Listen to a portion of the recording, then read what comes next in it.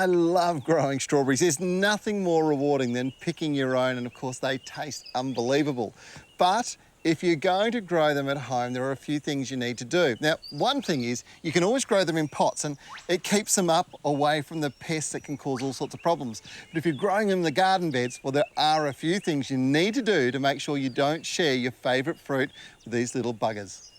For a start, you do have to have a good soil. Cocoa peat is a great soil if you want to maintain moisture around strawberries' roots, although commercial growers plant into mounds of sand in well-irrigated fields. If you mound the soil and lay weed mat over the top and plant it at the top of the weed mat, you'll not only contain weeds, you'll also create a clean surface for the fruit to sit on, reducing the risk of fungal diseases and rot. The varieties you plant initially make the world of difference too. Getting virus-free certified strawberries ensures large and plentiful fruit supply.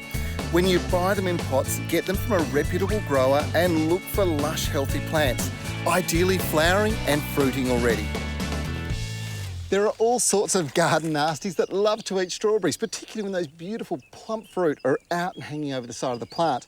But a great way to control them is to actually go and put a nice straw mulch around the outside. The straw is rough and difficult to navigate when fresh, and snails and slugs rarely penetrate into it. This is what people saw farmers doing in the early days of commercial production, and it's exactly how they got their name, strawberry. The last and most important aspect of strawberry production is feeding your strawberries. Feeding with a high potassium fertilizer will deliver larger and more plump, juicy fruit, which is the goal really. Look to apply liquid plant food during the main fruiting and flowering season, which is really from August in some areas right through till January.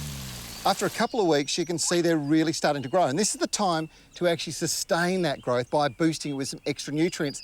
This stuff here is fantastic. It's called Power Feed for Veggies. It's a new mixture of Power Feed. It's got extra fish emulsion in it, and it's also got a boosted potassium base, which really stimulates fantastic fruiting. You simply put 5 caps into a watering can and water it every 2 weeks. If you maintain this, you are going to end up with the most amazing strawberry.